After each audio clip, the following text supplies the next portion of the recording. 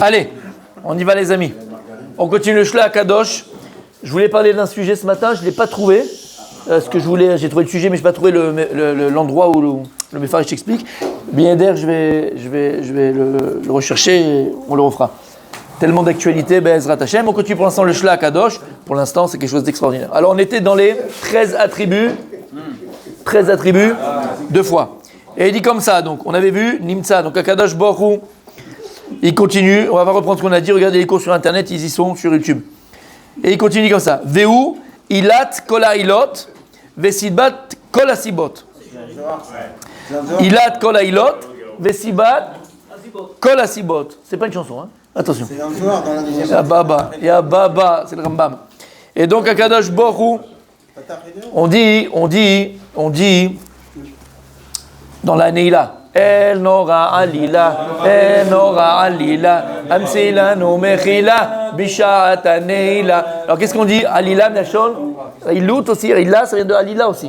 Lama, El Nora Alila. On dit qu'Akadosh Baruch Hu, c'est le plus grand des stratèges. Quand on dit qu'il est Ilat, Kol Hailot, Vesibol Asibot, Akadosh Baruch Hu, c'est la cause de toutes les causes. Il est le pourquoi de toutes les pourquoi, de tous les comment. Akadosh Baruch Hu, il est la Siba de toutes les Sibot. Et il n'y a pas, pourquoi on dit ça? Parce qu'on sait qu'à chaque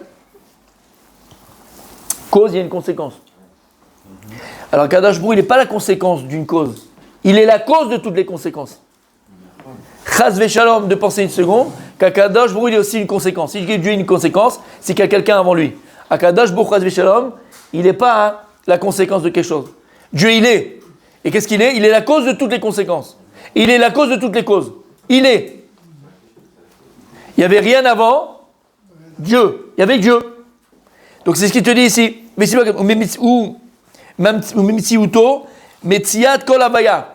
Et le fait de l'existence de Dieu, c'est elle qui donne une avaya, une existence à chaque création, à chaque créature. Uchani et Gashmi, que ce soit des créations, des créatures spirituelles ou matérielles.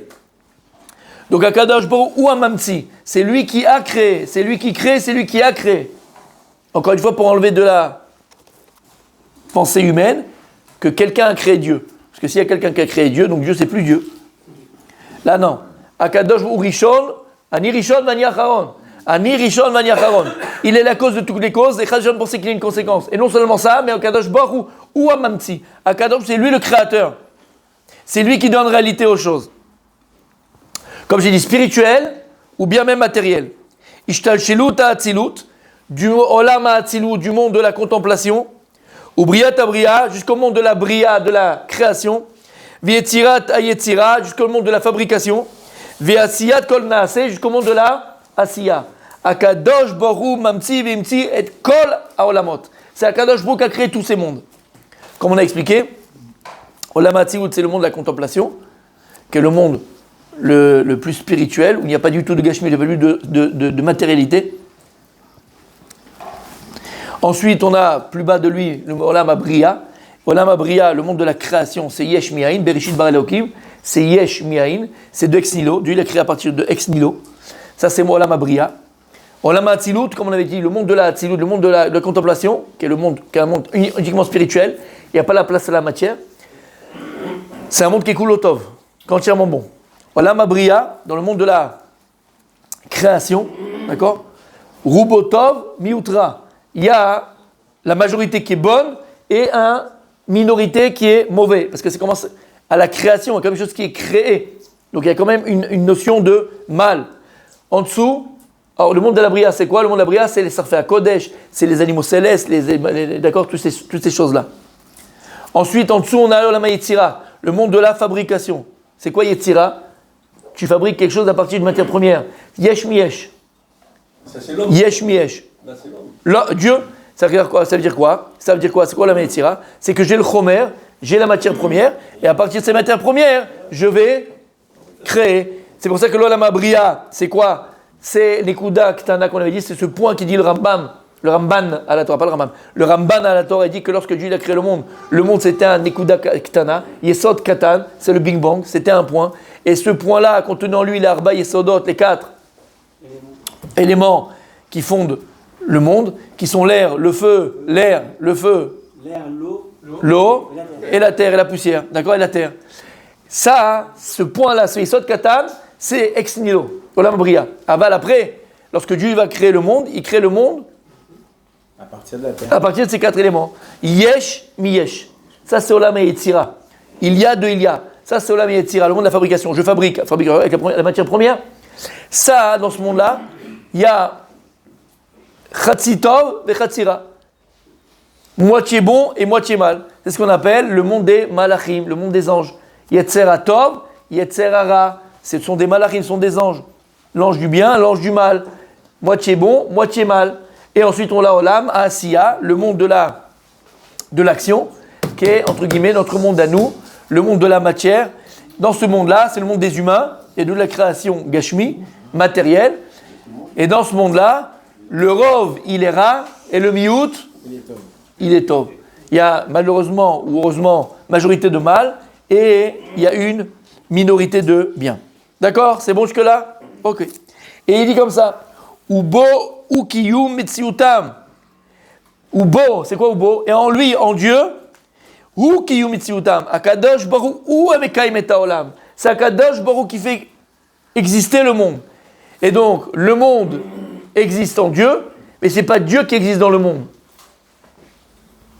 Comme on a dit, Dieu il appelé Makom. Pour Dieu il appelé Makom, on a dit pour Dieu il appelé place, endroit, parce qu'il est Mekayem. Mekayem, c'est faire exister. Mekayem, j'ai vu hier un maral de Prague par rapport à ça. Par rapport au Makom, Mekayem. C'est le maral de Prague qui ramène ça, c'est quelque chose d'extraordinaire, magnifique dans Sanhedrin. Et c'est Sanhedrin dans les Haggadot. Et il dit, et au niveau d'Akadosh Brou, c'est exactement de la même manière. Lorsque Dieu il a créé le monde, Dieu l'a appelé Makom. La Makom Kayem et Taolam. Ça veut dire qu'Akadosh Brou, c'est lui qui fait exister le monde. C'est pas le monde qui fait exister Dieu. Donc le monde est compris dans Dieu, mais c'est pas Dieu qui est compris dans le monde. Et il dit, au rapport avec l'homme, d'accord? On sait que c'est tellement important pour une personne de trouver son Makom. Tellement important pour une personne de trouver son Makom. Son Makom au moment de sa vie, et même le Makom jusqu'à 120 ans, à la fin de sa vie. Au niveau de sa vie, pourquoi c'est important d'avoir un Makom? C'est quoi un Makom? Il dit le Maharal de Prague, à partir du moment où tu comprends que le Makom c'est Mekayem, ça veut dire que la personne, elle trouve sa source d'existence par rapport au Makom où il se trouve. Le Makom où tu te trouves, ou Mekayem Otra. Le Makom, l'endroit où tu te trouves, ou Mekayem Otra. Il est Mekayem et Tatzmecha. Il faut que tu trouves l'endroit qui t'est approprié. Qui t'est cher. Non, cher, on s'en fout. Matim, qui te convienne, qui te correspond. C'est comme, exactement, c'est comme une petite graine, je sais pas, ou bien pas une graine. Tu prends tu vas demander un vignoble, d'accord? Quelqu'un qui fait le vin ou quelqu'un qui fait ok? Tu veux pas faire pousser un Bordeaux, d'accord, en Corse. Ça va pas, c'est pas bon. C'est ça qu'on appelle un Bordeaux. Là, vient de là-bas parce que la terre, le champagne, exactement, mais la terre bordelaise, d'accord, en fonction de l'inclinaison par rapport au soleil, par rapport au vent, par rapport à l'ombre de pluie qui va pendant l'année, par rapport à plein de choses qui font que, le vin que tu vas boire, il a ce goût-là. Tu vas prendre la même graine, la même chose, le même raisin, tu vas le mettre autre part, ça ne donne pas le même goût. Lama, qui a makom et foshata nimtsa, ou mekayem, ou noten lechakoach. De là, c'est comme une racine, c'est comme une plante. De là où tu es, tu prends tes racines et tu prends ta force. Adam Yonek. Comment on dit Yonek? L'homme, il est abreuvé de l'endroit là où il est, comme une plante. La plante, elle est abreuvée de l'endroit là où il est. Pareil, l'homme, il est abreuvé de l'endroit où il est. C'est pour ça, au niveau de Nafshi, au niveau de la personne, au niveau de l'aide, au niveau psychologique, au niveau de ta Avodat Hashem, Baruch Hashem, qui a autant de synagogues, autant de yeshivot, autant de kolelim, autant lama, parce que tu as trouvé l'endroit qui te correspond. Quand tu vas quelque part et c'est pas que c'est pas bien. C'est que ça ne te correspond pas, c'est tout. Ça ne te parle pas, tu ne veux pas être mécanique, tu ne veux pas être abreuvé de cet endroit-là, tu ne veux pas grandir de cet endroit-là. Il faut être liés les uns les autres. Vadaï, mais toi au niveau personnel, tu dois grandir dans un endroit qui te correspond, Exactement. Tu as des gens, ils ont mis leur enfant dans les meilleurs yeshivot du monde. Tu vois, les meilleurs yeshivot du monde. Et les gars, ils sont devenus rien du tout. Rien du tout. Rien. Lama, c'était pas matim. Et tu en as d'autres qui ont mis leurs enfants dans les yeshivot qui sont moyennes. C'est quand on parle jusqu'à demain matin, on dirait c'est dans le CV, c'était devenu. Et c'est devenu mamash des blainara, des tzadikim, d'accord? Et ils ont fait des choses extraordinaires. Lama, tu vas pas chercher un endroit qui a un nom forcément. Tu vas chercher un endroit qui est matim pour ton enfant, un endroit qui correspond à ton enfant. Tu vas connaître ton enfant pour ça, mais en tout cas, hein, tu dois le mettre dans un endroit. Et pour toi, c'est pareil. Le makom, c'est Mekayem. Le makom, c'est Mekayem. Et donc, il dit, le Maral de Prague, le makom chez Adam, Garbo, même l'endroit où tu habites. C'est ça que la Gemara, elle dit, il y a 3 choses qui ouvrent, qui élargissent le cœur de l'homme. Pourquoi dans la vie, tu vois, des gens, ils font la tronche? Pourquoi dans la vie, tu vois, des gens, ils sont toujours Shem neuf. Hein? Berasra Shem neuf. Je vais te dire, et quand je dis des gens, je parle de moi et je parle de nous, ok? Chacun dans sa classe. Il y a des classes, son niveau, exactement. Ok? Très souvent, malheureusement, on a le focus qui est complètement fermé. On a un tout petit focus, on a un petit focus. Non, pas Ashkenazim, on dit, Zelo Nachon. Nous, je parle de focus. On a un tout petit focus sur notre existence. On voit le monde par le trou d'une aiguille comment on appelle ça? Par le chat d'une aiguille. On voit le monde et notre monde par le chat d'une aiguille. Quand tu vois ton monde, tu vois ta vie par le chat d'une aiguille, qu'est-ce que tu vois? Tu vois rien. Et tu vois un monde serré, tu vois un monde petit, tu vois un monde rasratique, tu vois un monde qui t'aime pas, tu vois un monde oppressé, tu as un monde... Adam tsarich ladat, chacun il doit savoir, on doit avoir une vision de la vie, une vision des choses, et de la vie personnelle, et aussi de la vie au niveau général, d'accord, de ce qui arrive par rapport à ce qui arrive aujourd'hui. Tu as des gens, ils sont déjà dans les miklatim, ils ne sont pas sortis du miklat, ça fait 3 semaines. D'accord? Mais là, sérieusement, et je ne parle pas, et je ne juge pas. Mais malheureusement, c'est quoi ça? C'est une petitesse d'esprit. C'est la peur, tout ce que tu veux. Je ne juge pas, je ne suis pas un juge. Juste pour moi, je parle pour moi, d'accord? Pour moi, et je partage avec vous. En vérité, tu as une toute petite vision de ce qui arrive. Si tu comprends qu'il y a Melech Malchei Al Mechim HaKadosh Baruch Hu, Dieu il est là, c'est Dieu qui dirige. Et qu'il y a un architecte à tout ce que l'on vit. D'accord? Il y a un architecte à tout ce que l'on vit. Et quand tu sais, et que tu es Ma'amin, Behemet, et tu as la foi, et tu as la Emouna, tu as la foi parfaite, qu'Akadosh Baruch Hu, Dieu, il faut le comprendre une bonne fois pour toutes. Akadosh Baruch Hu, tu vas dire, mais c'est pas... Alors comment? Écoutez, Akadosh Baruch Hu, il est entièrement Tov. Akadosh Baruch Hu, il est entièrement Tov. Dieu, il est que bon. Dieu, il est que bon. Qu'est-ce qu'on vient de vivre? Tu dis, mais c'est... Oh, c'est chaud. Dieu, il est que bon. Akadosh Baruch Hu, le Tachlit, Betachlit Atov. Il n'y a pas un shemetz de rat, ne pense pas une seconde qu'il y a un cheveu de mal, Chas V'Shalom, qui peut sortir d'Akadosh Baruch Hu. Shum Davar. Kloum, rien. Et je vais vous dire, Akadosh Baruch Hu en Égypte, on devait être 410 ans en Égypte. 410 ans en Égypte. Mais finalement, on n'est pas resté 410 ans. 200. D'accord? On est combien? On est 210 ans. D'accord? La vache 86, non? Bien fait. Alors après, on calcule par rapport à Yitzhak, Tati, ils ont primé. Tachles, ok, on va rester dans le pshat. On est resté 210 ans en Égypte. Mais c'était pas le calcul. Alors il y a plein de commentateurs, qui s'interrogent, il y a un problème, il y a un hic dans la Torah. Tu m'as dit 410, et 400 ans en Égypte, et en 210, il y a un hic, tu vois, la Torah n'est pas parfaite, Chas V'Shalom. Pas du tout. Ce qu'il a dit Rabbi Moshe, il y en a qui vont dire qu'on va commencer à compter depuis le premier exil. Qui? Yitzhak, il a pris sur lui. Quand il a dû sortir d'Eretz Israël et on compte à partir de là. C'était déjà la galoute, il a pris sur la galoute d'Israël. D'accord? Non, pas Yitzhak, Abraham Avinu, pardon. Oui, depuis Mechila. D'accord, on compte à partir de là, il a pris sur lui aussi la galoute. Magnifique. Ça, c'est un des pshats. Il y a un autre pshat qui dit comme ça, écoutez bien. Akadosh Baruch Hu Gatsa la vie et ta Géoula. Akadosh Baruch Hu, il a vu la souffrance du Ham Israël, il a voulu amener la Géoula et devancer la Géoula. Alors, qu'est-ce qui s'est passé? À partir du moment où la souffrance du Ham Israël, elle a été multipliée par 100 000 en Égypte, où on prenait les bébés juifs, on les égorgeait. Paro, il égorgeait les bébés juifs.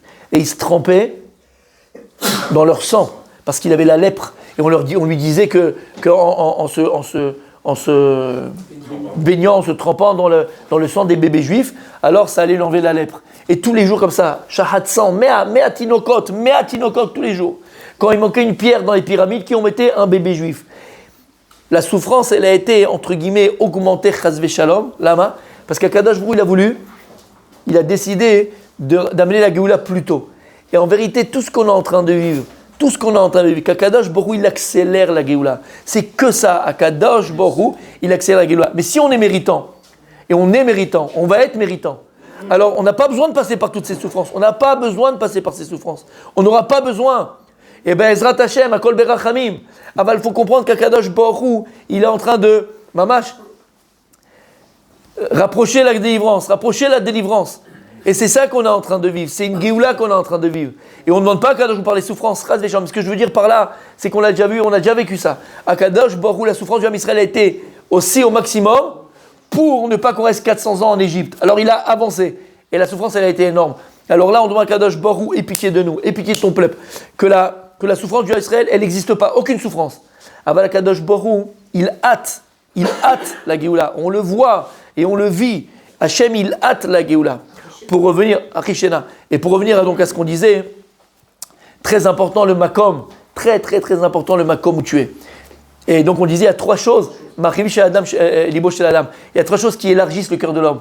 On a besoin d'avoir un cœur large, dans toute situation, toute chose que tu vis, personnelle, ou que ce soit au niveau collectif, il faut toujours prendre du recul.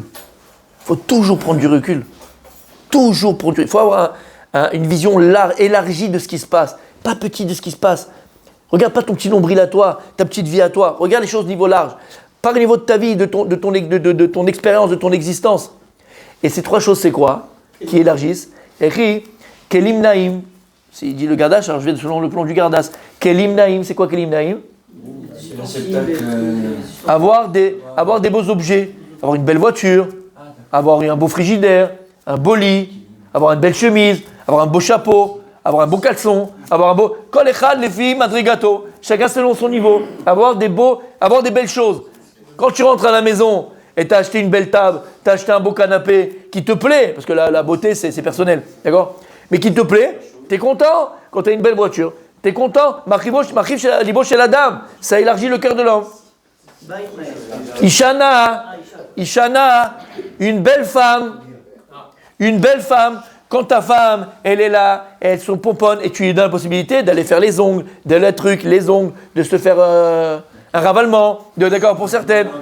Bon, Habibi, ça arrive, d'accord. En tout cas, de se pomponner, d'être belle, d'être bien habillée, d'accord. Marie, le la dame, tu rentres à la maison, ta Fatima, elle est en jogging, les cheveux en pétard, elle est machin, elle a les mouchoirs sur les côtés un peu partout, d'accord? Ah ouais, Tzadik. Ouais, Tzadik. Ah, la cigale, j'en parle pas, d'accord? Tu rentres, messieurs, tu rentres, c'est Rasra, la vérité c'est Rasra.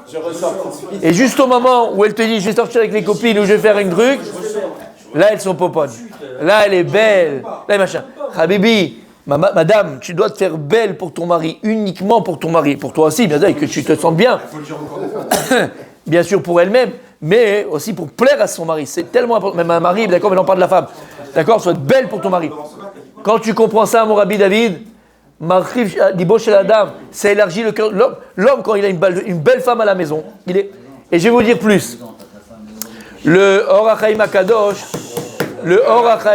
messieurs. C'est personnel. Le Or HaChaim Akadosh, il dit quelque chose de merveilleux, de magnifique. Lorsque Yaakov Avinu Parashat Vayetze, pour la première fois, il va voir Rachel. Alors il arrive, vous savez qu'il est là-bas où il y a le Bér, le puits. Il y a les bergers. Il lui dit, vous savez où il est, machin, à Lavan? Il dit oui. Et machin, ah voilà, sa fille Rachel arrive. Quand Rachel, elle arrive, la Gemara, elle nous décrit Rachel Imenu. Isha, Efat Toar, Efat Mar'eh. C'est une fille super belle de visage et d'apparence. Or, Rachel Makadosh, il vient, il dit, depuis quand la Torah, elle vient, elle va te décrire une femme au niveau physique? C'est pas de sa noix. En plus, Rachel Imenu, on te dit que c'était une bombe atomique. Elle était très belle. Efat Toar, Efat Mar'eh. Tu la voyais, tu tombais, tu étais renversé. Rachel Makadosh, il dit, c'est pas de derrière, c'est pas de sa noix. Il dit, non. La Torah, elle est obligée de te dire ce qu'elle te dit. Tu as des lamas. C'est qui Yaakov? Yaakov, c'est Emet. C'est quoi Emet? C'est Torah. La notion de Torah, c'est Yaakov Avinu. D'accord? Torah Temet.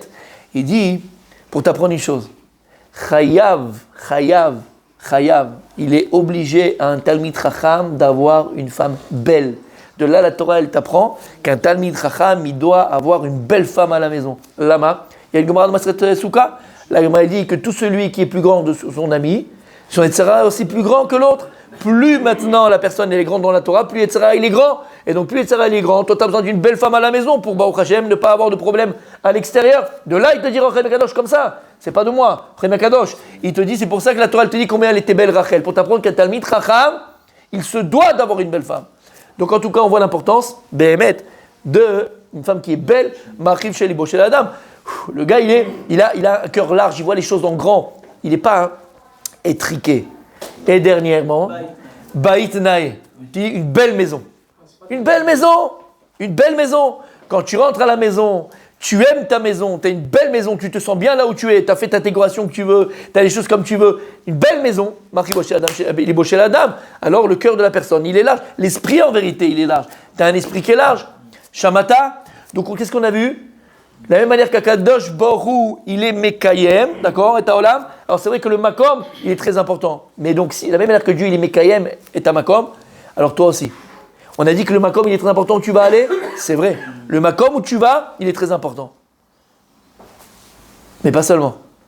Ça veut dire qu'Akadosh Borou, il a donné en chacun de nous, puisque Bereshit Bara Hashem et Taaretz, Betselem Elokim Bara, Oto. Dieu, il a créé l'homme, Betselem Elokim.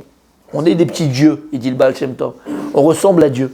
Et de la même manière que Dieu, il est Mekayem et Taolam, c'est Dieu, il appelé Makom, qui ou Mekayem, c'est lui qui fait exister l'endroit et pas l'inverse. De là, qu'est-ce que tu apprends? Que toi aussi, tu peux faire exister un endroit. Même si maintenant tu étais dans le désert, même s'il n'y avait rien, même si c'était choum d'avoir, kloum loaya. Atayachol, toi tu peux, par ta Torah, par ta piété, par tes bonnes actions, par ton état d'esprit, par Atayachol les kayem, tu peux donner vie à un endroit. Tu peux faire exister un endroit. C'est gentiment sadique, mais tu peux faire exister un endroit. Tu peux donner vie à un endroit. Et d'où on apprend ça? D'où on apprend ça? D'où on apprend ça? D'où on apprend ça? Il y a écrit que lorsque Moshe Rabbeinu faisait paître son troupeau au Parashat Shemot, Akadosh Borou, il va se dévoiler à lui la première fois dans le Sné, dans le buisson ardent. On avait tous vu Cécile B2000. Et là, il lui dit, Moïse. Et il lui dit, me voici. Voilà. Me voici. Là-bas, il y a écrit, il dit à Kadosh Borou, Moshe, Shana Alecha, Me'al Raglecha. Enlève les chaussures de tes pieds. Pourquoi? Yafé. Parce que l'endroit où tu te trouves, Kadoshu, il est saint. Quand j'étais à Aix-les-Bains, à la fin de l'année, vous savez, tu es là à hésiter. Au Hachem, quelqu'un, bon, quand tu as fait une belle année, t'hésites. Il y en a qui n'ont pas hésité, il y en a qui ont hésité, je fais partie des gens qui ont hésité, d'aller à Yeshiva ou pas à Yeshiva. Alors on te pousse à faire au moins un an de Yeshiva pour aller, pour se construire, Bref, c'était très, très, très compliqué. D'un côté, moi je voulais aller à Yeshiva parce que Aix-les-Bains m'avait transformé complètement. Et d'un autre côté, je sais que, voilà, surtout mon père, voilà, il voulait que j'ai un diplôme, que j'ai un travail, et que machin, et tout ça. Et c'était très compliqué. Voilà, c'était très compliqué. C'était un choix Cornelius. Et donc, c'était compliqué. Bon, et maman, ils m'ont poussé les rabbinim pour aller à l'Yeshiva, mais je ne les ai pas écoutés, comme d'habitude. D'accord? Non, je rigole. Je ne les ai pas écoutés. Et donc, j'avais trouvé, je pensais avoir trouvé, sans entrer dans la polémique, mais je pensais avoir trouvé entre les deux, c'était le Machon Lev. D'accord, le matin c'était Kodesh, l'après-midi on faisait un Torah de ce que tu veux, de marchévi, ou d'ordinateur, ce que tu veux, bref, l'homme est chané. Et quand je voulais m'inscrire au Machon Lev, il fallait une lettre d'attestation, tu sais, pas d'attestation, de recommandation des rabbinim d'Aix-les-Bains. Donc j'étais parti voir le Rav qui m'enseignait tous les jours, c'était Rav Meir Wagner, j'étais très proche de lui. Et quand je suis parti le voir, je lui ai dit, Rav, voilà, il me faut une lettre de comment on dit? De recommandation. Il m'a regardé comme ça, 2 minutes. Il m'a dit non, je te fais pas. Ben, il m'a dit non, je te fais pas. Il m'a dit j'ai pas envie, c'est Baltachrit. Il m'a dit ta place elle est à la Yeshiva. Je peux pas te faire ça. Je peux pas. Je suis dans mes rats. Il m'a dit je te fais pas. Il m'a pas fait.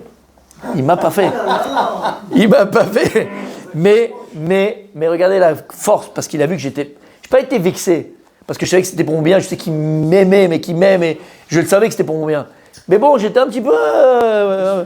non, même pas déçu, mais dégoûté. Voilà, un peu, voilà, c'est pas déçu. Un peu dégoûté, tu vois. Un peu dégoûté. Bref. Et je sais qu'après, parce que quelques semaines après, ma grand-mère, elle m'avait appelé, c'est quand dit Bracha, Et en fait, il avait envoyé une lettre à ma grand-mère. Regarde jusqu'à où. Regarde, tu comprends, ils sont là, c'est un autre niveau. Il avait envoyé une lettre à ma grand-mère, parce qu'il y avait le mariage de quelqu'un dans la famille, je ne sais plus quoi. Et dans le Mazel Tov qu'il avait écrit en bas tout un passage sur moi pour lui dire combien il était content, combien il était machin, bref. Et ma grand-mère m'avait dit, donc il savait très bien que j'allais être au courant. Donc ça m'avait réchauffé le cœur. Et donc il ne m'a pas fait. Il ne m'a pas fait. J'étais parti voir Rav Tzvi, qu'on fait venir tous les. Rav Tzvi, très proche. Je tape à la porte des autres, donc je vais le voir, et il me parle pendant 1 heure. 1 heure. Il me dit pourquoi tu ne vas pas à Yeshiva? Écoute-moi, et tatati, et tatata, et tout. Bon, bref, moi j'avais déjà décidé de m'en. À la fin, je lui dis je vais quand même en Machonev. Mais je te fais quand même la lettre. Et il m'a fait lui la lettre. Il m'a fait la lettre.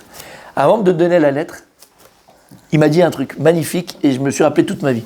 Et c'est quelque chose, et je vous le partage. Il m'a dit, comme ça il a reçu de son père qui a dû recevoir peut-être du Chavetz Chaim, parce que son père, le Rav Chaikin, c'était le Talmid du Chavetz Chaim. Il m'a ramené ce passage-là. Il m'a ramené ce passage de Moshe Rabbeinu, qui va, Dieu se dévoile à lui, et lui dit voilà dans le Sné, et il lui dit la terre, enlève tes chaussures, parce que la terre où tu te trouves, elle est kadosh. Alors tout le monde est là à se dire voilà, la terre où tu te trouves, elle est kadosh, enlève tes chaussures. Il dit non, c'est pas comme ça la chronologie. À Kadosh, beaucoup il a dit à Moshe Rabbeinu, enlève tes chaussures, parce que la terre où tu te trouves, elle est kadosh. Maintenant que tu t'y trouves, elle est kadosh. C'était le désert, il n'y avait rien, c'était des pierres, rien du tout. Mais maintenant que tu t'y trouves, voilà, toi tu la rends kadosh. Et il m'a dit, regarde, tu vas aller au Machon Lev, tu as choisi, aval, sache une chose. C'est pas le Machon Lev qui va te. C'est à toi de rendre kadosh là-bas, c'est à toi de changer, c'est à toi de faire. Tu ne peux pas dire, ah oui, mais tu sais, il y avait les gens, pas les gens. C'est toi qui rends l'endroit kadosh. C'est toi qui fait exister un endroit. Shamata, ce que ça veut dire, c'est extraordinaire. Et on l'a vu. Il y avait un quartier à Yerushalayim, tout le quartier de Moussaïof là-bas, Boukharim, d'accord? C'était pas religieux. Mais non, à la base, c'était pas religieux. Et là-bas, ils se sont installés, il y a avec aussi le Rabbi Baz, qui est parti avec la Yeshiva. Ils se sont installés là-bas. Regarde ce que c'est devenu. Regarde ce que c'est devenu ce quartier là-bas, Baruch Hashem. Lama, il a fait exister l'endroit. Il est arrivé dans un endroit, il a transformé là. Et combien on voit de tzadikim? Le Chazon Ish, exactement. Combien on voit de tzadikim? Vous savez qu'à la base, au départ, le Bnei Brak d'Eretz Israël, je vous parle avant la création de l'État d'Israël, je parle quand il y avait l'Yishuv, d'accord, quand ils sont revenus et quand il y avait avec Talmid Baal Shem Tov, je vous parle de choses il y a 150 ans. Le Bnei Brak d'Eretz Israël, c'était pas Bnei Brak, pas du tout. C'était Petar Tikva. C'était Petar Tikva. Petar Tikva, ça devait être le Bnei Brak. Bien sûr, c'était ultra religieux, Petar Tikva. Et puis après, ils ont trouvé une colline qui pour rien, ils ont acheté pour rien, avec le Rav Kahneman qui a fait la yeshiva là-bas à Ponyovitch, et ainsi de suite, et comme ça le Chazon Ish, et c'est comme ça que c'est une vraie. Mais c'était pas du tout, il n'y avait rien. Il y avait choum d'avar, kloum. Et en vérité, c'est ça qu'on vient d'apprendre. On a tous des prétextes. Ouais, mais tu comprends, là où j'étais, c'était pas super, le machin. Habibi. Atam et Kayem et Tamakom, c'est toi qui fais exister le Makom. C'est toi qui fais exister le Makom. Et le plus grand Makom qu'on a, Rabbi Michael, c'est lequel? La maison. C'est sa maison. C'est sa maison. Je vous ai dit, dans la Torah, il y a une hiérarchie. Et c'est pas grave si les gens ils ont du mal à le comprendre. Il y a une hiérarchie. Il y a papa, il y a maman, il y a les enfants. Ah, alors quoi, maman elle est en dessous? C'est pas que maman elle est en dessous? Elle n'est pas question d'en dessous, au-dessus, pas en dessous. Il y a une hiérarchie. Il y a papa, il y a maman, et il y a les enfants. Ça ne veut pas dire que la maman n'existe pas. Ça ne veut pas dire que Chas Shalom. Pas du tout. Je parle dans la prise de décision. Va demander conseil à ta femme parce qu'elle a des sens que toi tu n'as pas. Émettre. Aval, il faut savoir, à la maison, il y a papa qui décide, il y a papa qui est là, il y a papa qui donne kivoun, il y a papa qui donne la direction de la maison. Il y a une hiérarchie. C'est toi qui donne le tempo à la maison, c'est toi qui donne le kivoun. Après, badaï, c'est quoi la femme? La femme c'est la femme c'est quoi? C'est la poutre. C'est le pilier. C'est elle. C'est pas le papa le pilier de la maison. Entre guillemets, c'est la maman. C'est badaï, c'est la maman. Aval, je parle ici, n'importe quelle femme dans le monde, même la femme, qui la journée elle travaille, elle a 500 hommes à ses bottes parce que c'est le PDG d'une boîte, quand elle rentre à la maison, elle veut un homme, elle veut un guéver. C'est comme ça que Dieu a créé le monde, Dieu a créé la nature. Et ça ne veut pas dire que l'homme il est au-dessus de la femme, pas du tout ce que je suis en train de dire. Je suis en train de dire que chacun il a sa place, c'est tout. Il y a des hommes malheureusement qui veulent prendre aussi la place de la maman, et ils font la maman. C'est pas ta place, dégage. Et c'est quoi prendre la place de la maman? Vous allez rigoler, mais c'est pas marrant, d'accord? La décoration de la maison, comment on achète, quelle couleur on achète le canapé, quelle couleur on fait le mur, quelle couleur on fait les machins. Torah des enfants, qu'est-ce qu'il y a écrit, qu'est-ce qu'il ramène? Qu'est-ce qu'il dit maintenant le Ramban? Dans la lettre du Ramban, qu'est-ce qu'il dit Rambam? Shema beni, Moussar avicha, ve'al titosh, Torah timecha. Il te dit, écoute le moussar de ton père, le papa c'est le moussar. Regarde mon fils, c'est comme ça, il faut faire comme ci, il faut faire comme ça, c'est pas bon, tu vas dans le mur, tu vas pas dans le mur, c'est comme ça. C'est le moussar. La Torah, c'est la maman, c'est pas le papa. Torah timecha. L'amour que l'enfant il va avoir de la Torah, c'est la maman. L'envie d'aller à la synagogue, c'est la maman. L'envie de faire les mitzvot, c'est la maman. C'est pas le papa. Nous on donne la direction. Tout le reste, l'éducation des enfants, l'amour de la Torah, l'amour d'Hachem, l'amour, c'est la maman, c'est pas le papa. Pour la simple raison que la maman elle est vraie. Ouais, des fois. Bon, ça c'est un autre problème, on en parlera après. De 2 à 4, je reçois. D'accord? En tout cas, messieurs, n'oubliez pas. Anachnu, toi tu essaies Mekayem et Tamakom. Tu donnes existence à l'endroit où tu vis et tu peux transformer un désert en oasis.